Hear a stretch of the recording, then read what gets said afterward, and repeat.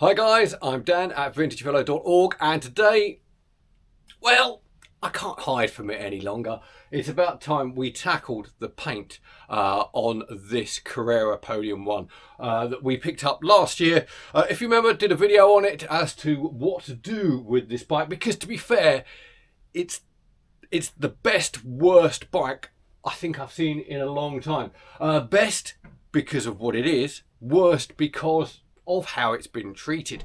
Now, what we have here underneath this utterly horrific, hand-applied, super thick, black horrible kind of hammerite-y kind of stuff is a 1997 Carrera One podium team bike. It's fully marked up on the bottom bracket here, MB.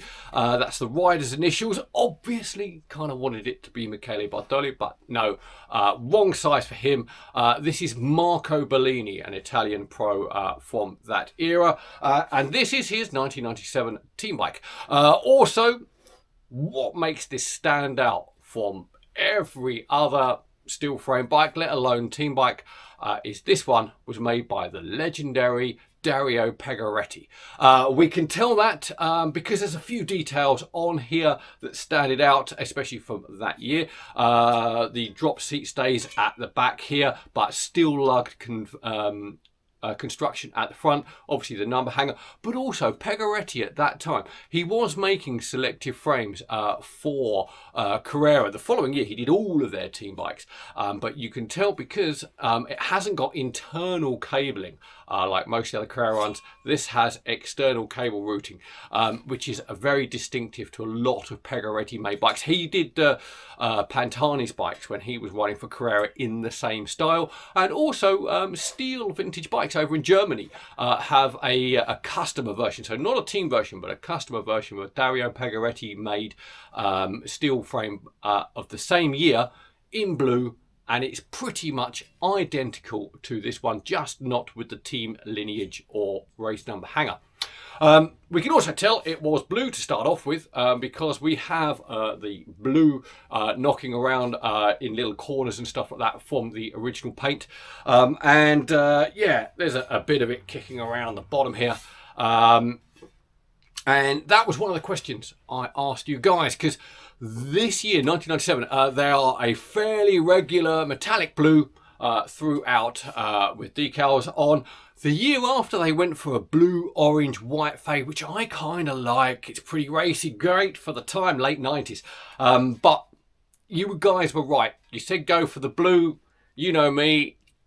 It's got to be the blue because that's what it was to start off with. So it's going to go back to the original blue. And what am I actually holding? Well, if we look, so pick the bike up, look straight in here. I'll get it round that way there. If I get this in real close, you may just be able to see in there. No idea if you can. But one of the things about a really top-end steel lugged frame is that a guy like Pegoretti, you see this on De Rosa's as well, made by Ugo De Rosa, they are drilled and then pinned at the lugs and the junctions before brazing. That's to prevent movement when they heat them up. Obviously they're in frames, but by drilling and pinning, it doesn't move at all when they heat them up. So this one is drilled and pinned and then brazed. Also, I can see the rifling on the down tube here on the inside. So this is either Columbus TSX or SLX. I'm not entirely certain which. I will hopefully find out as we go through. Now, and it's 27.2mm, obviously, in there. So we know it's Columbus of some sort. With Carrera, are these Carrera or Campagnolo drop? No, they're Campagnolo dropouts on here. So what we need to do, I need to get this paint off. Now, again, another one of the questions had from you guys out there is there an easy way to get the paint off of a bike? The answer to that is a little bit more complicated. Obviously, I have here also the original forks with the period correct Carrera logo on there. Okay, and these were chrome, but still haven't missed out on the black hammerite treatment. So I've got to get that off. Now, getting this paint off You can use a media blast. Do not sandblast, far too aggressive. You have to use a super soft media blast, either a very, very high pressure water or maybe a granule of some description, a soda blast. There can be issues with a blasting. You can warp, twist, overheat, or damage the external surface of the frame as well. So that's a tricky one. At your own risk, do that. Me, I tend to avoid it also, and especially because on here I'm kind of looking, it's a bit like bike archaeology. I'm hoping to find some transfers, decals, water slides, something like that on there that maybe underneath all of this can tell me a bit more. One thing I did notice on the forks, and I'm really sure you're not going to see it, but on looking closely, I can see there is the remnants of a decal underneath this paint, and it looks shape-wise to be a Columbus decal. Might tell me exactly what frame this is made up or was pretending to be made up from, but obviously we're going to get this off very, very carefully. Now what I'm going to do, I have a variety of paint stripping products right here. I'm going to go the chemical route to start off with. Now here in the UK a few years ago, the chemicals used within paint strippers, they were quite harsh. I always use them outside and things like that, and cover up your mouth. But for our benefit of health and the environment, they kind of got watered down a bit a few years ago. The unfortunate side effect of that is they're not very effective anymore. These paints probably will not get this off. I've tried a little patch, didn't really touch it. So what I'm going to do, I'm going to apply some of that, leave it on for the required amount of time, and basically use it as a paint softener.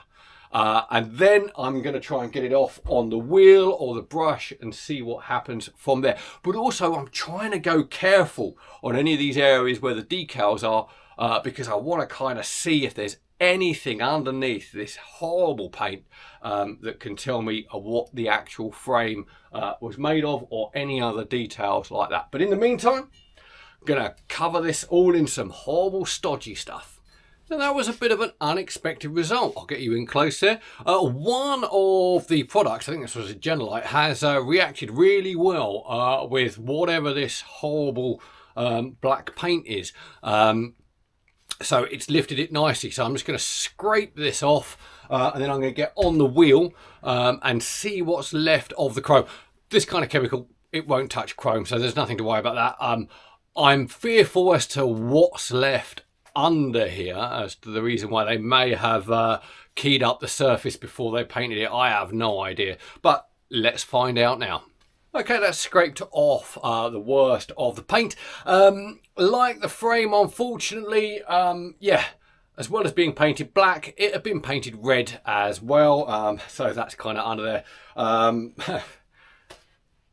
It's just what happens sometimes with these things. Now, I'm going to go ahead and buzz this off. Because this is pretty horrible stuff, what I like to do, I've got the Hoover set up to take off and suck in most of the debris that comes off of here, because I don't really want this stuff going in my lungs, so I highly recommend doing that. And obviously goggles as well. I'm going to leave the gloves on, keep my hands well out of the way. Normally when I'm on the tools, I take the gloves off because you don't want them pulling in, but pretty nasty stuff, so I'll stick with the gloves and just be careful.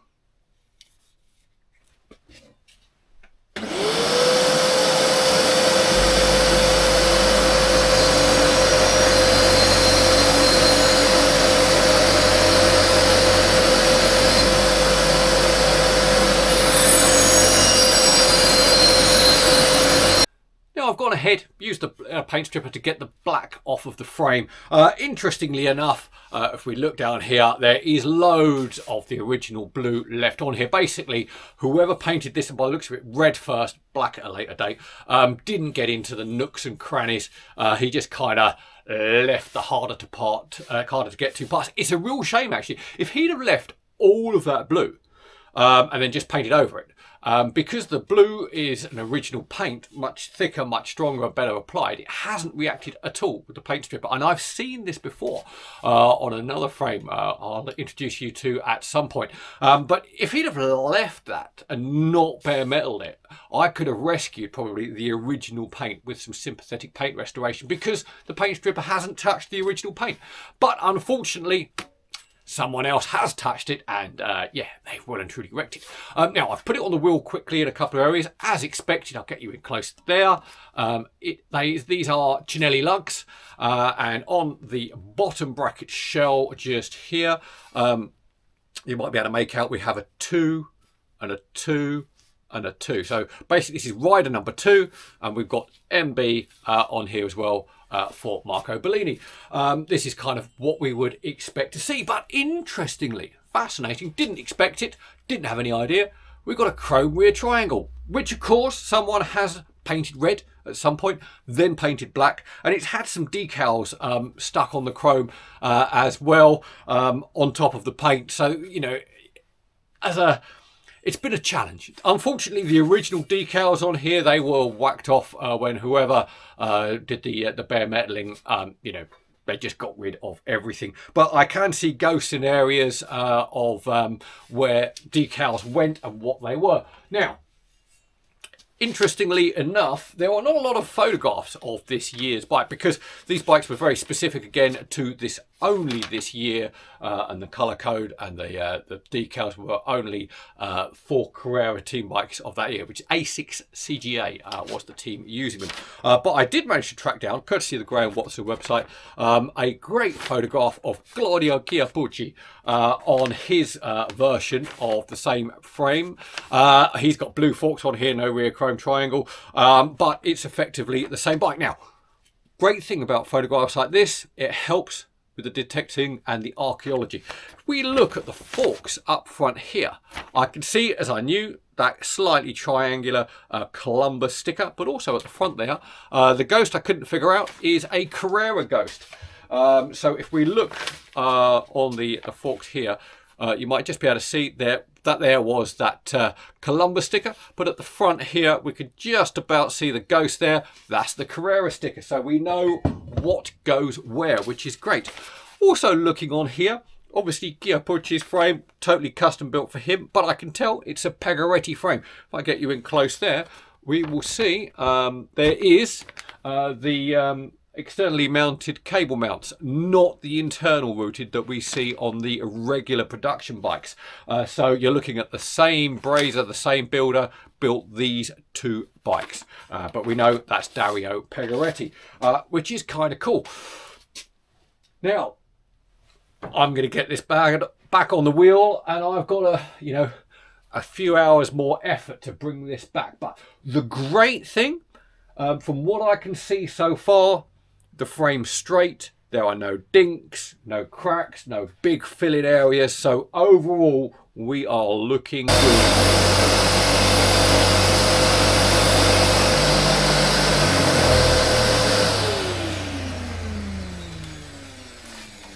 Okay, starting to get somewhere, getting into the trickier bits now, so I'll move on to a drill and brush shortly. A little bit of hot water. I got the glued on head badge off there. It wasn't screwed or anything like that, just literally bonded on there. And in a moment I am going to have a go at seeing how the chrome rear triangle comes up.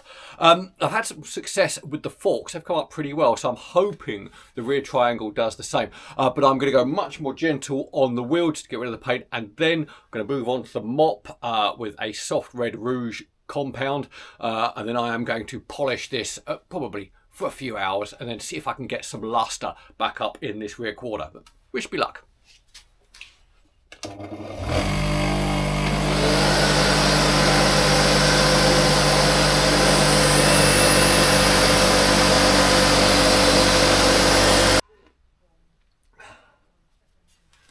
Okay, that's the frame now ready to paint. I've managed to get some sort of luster out of the rear triangle. It's more than passable. Not as good as a full rechrome, but we'll stick with originality there for sure. Yes, as you would expect, Dario Pegoretti has done a superb job of the brazing when you've got this naked and you're looking at it.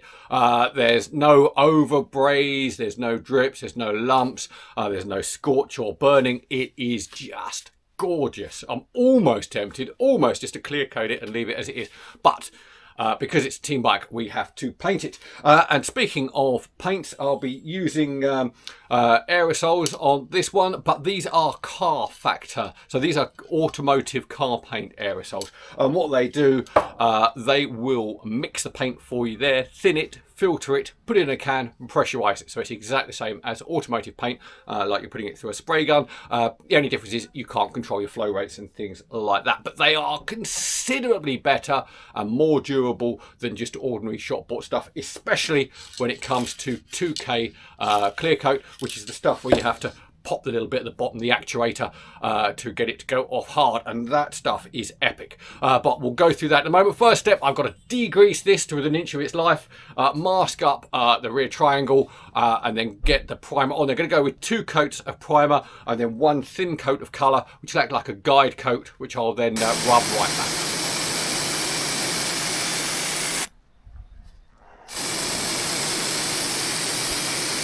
Okay, welcome back. We now have paint on the bike. I had to skip through a couple of processes there because the camera battery ran out. But what we've done, we've got a couple of coats of etch primer on here.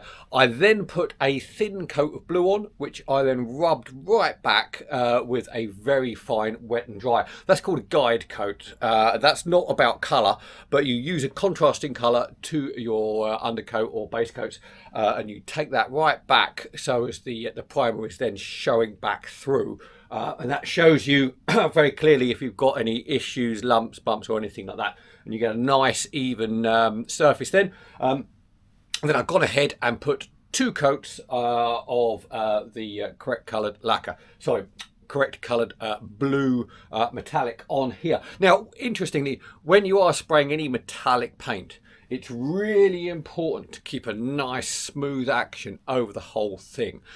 Reason being, not so much for drips, but you can get clumping, which is when if you just kind of a little area, the way that the metallic bits within the paint, they won't lay down nicely in the same uniform manner as you want. They'll just clump together and you'll get a kind of odd little effect. So nice smooth throughout. This is now ready to go. Don't worry at this stage if it's not super shiny or you're not really seeing too much of your metallic, because the real transformation comes in the lacquering. So don't panic at this point. And again, if you've got any runs or any little problems, let them dry, don't panic, rub them back, paint over and continue. You know, just these things happen to us all, but there's no need to worry. The best thing with painting, never panic. Let it dry. So we're now ready for the decals. Now obviously on this one, now normally you just buy these online and pop them on, but this one being a team bike of a specific year, it's a different font from the regular Carrera bikes that we would have had previously, and in the later Carrera bikes it's also not the same. It's a specific one for that year, so I had to have these made up. And make sure you've got reference photographs for where you put them and take your time. You know, again, no panicking, just get them on there in the right place. Once we've got those on there, then we can get on with the lacquer.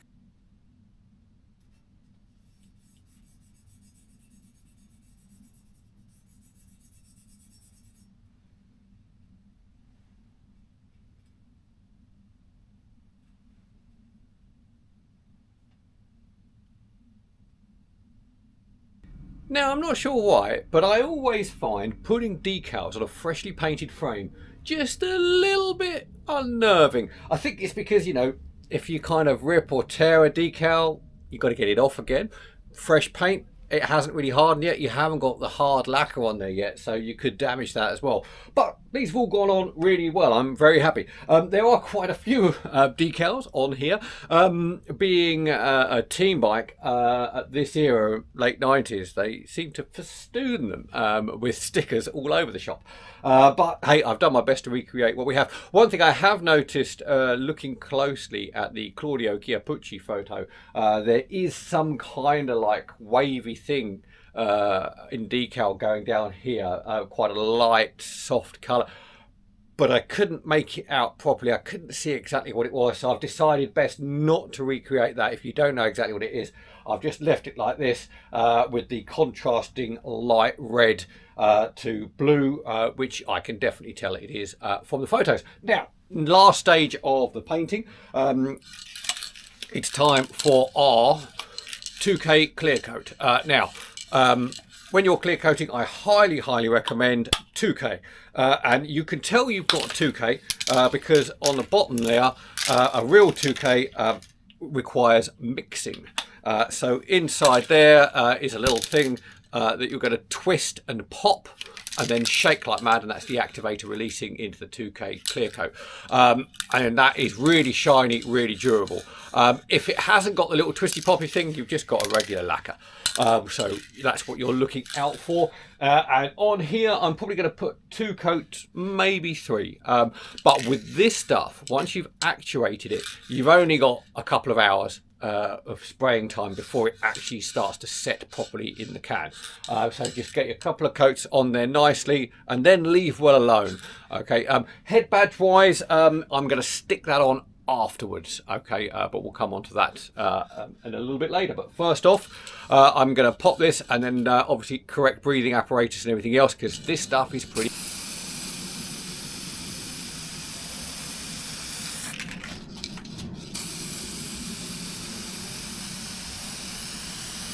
Wow, just check this out. I'll get you in close here. We've got 3 coats of that 2K lacquer on here now.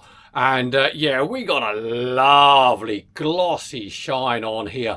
Really happy with how the paint has come out, especially when you consider the multiple paint layers and that final atrocity of a black hand laid on like hammer-righty kind of paint. Really pleased with how this came out, and also that we've got some shine and luster on the chrome parts, and the forks come out really well as well. Now, next stage in the build-up, hang this up out of the way for a few months to harden off. No wax, nothing like that yet. Just hang it up, leave it, let it breathe, let it harden. Maybe don't leave it the 6 years that I left that Bonotto 3000, but yeah, just put it away to one side. Now, fortunately, I'm studying the photographs from the 1997 year, especially the couple of Kyo Pucci photos. Unlike all the other years for the Carrera team, this is not built up with Shimano. This one will be built up with my favourite ever group set, Campagnolo Record Titanium 9-speed. Whoa, love that. So I can't wait to get this built up, but we'll see it a little later on this year. Anyway, I hope you enjoyed that, found it useful. Do like and subscribe for anything else that's cool to do with vintage bikes. Thanks a lot.